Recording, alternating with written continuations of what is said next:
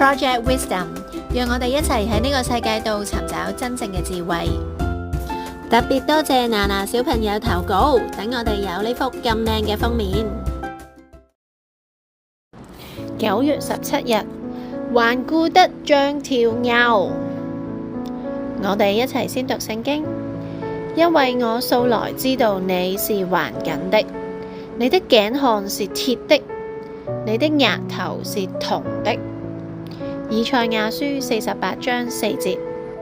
你能夠盡可能讓手臂僵硬地垂在身體兩側嗎？如果握拳有幫助的話，你可以握緊拳頭，保持雙臂緊貼着身體兩側。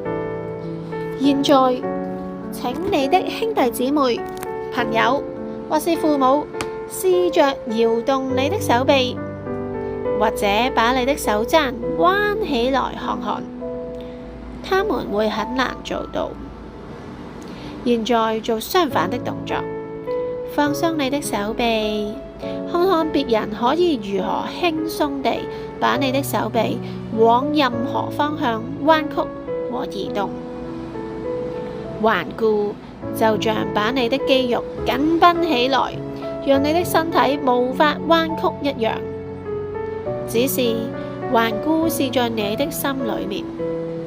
上帝有很多和頑固人打交道的經驗。以色列人以及所有在他們之前和之後的人，不想跟從上帝做應該做的事情的時候，就會亂發脾氣，就好像他們緊握拳頭、咬緊牙齒、收緊大腿，讓上帝難以移動他們一樣。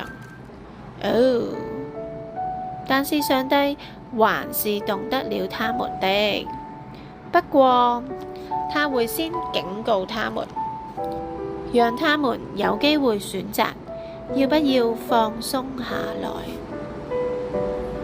你對什麼事情頑固不從呢？家事、作業、教會聚會？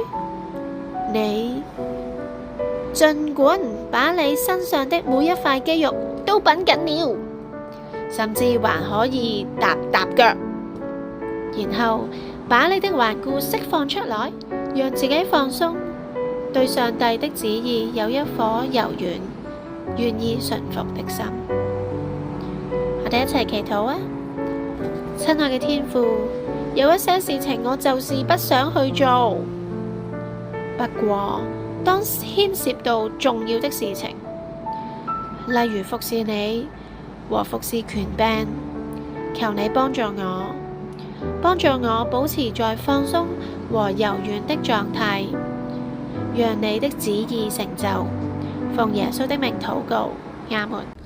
願你度過滿有智慧同埋恩典嘅一日，聽日再見。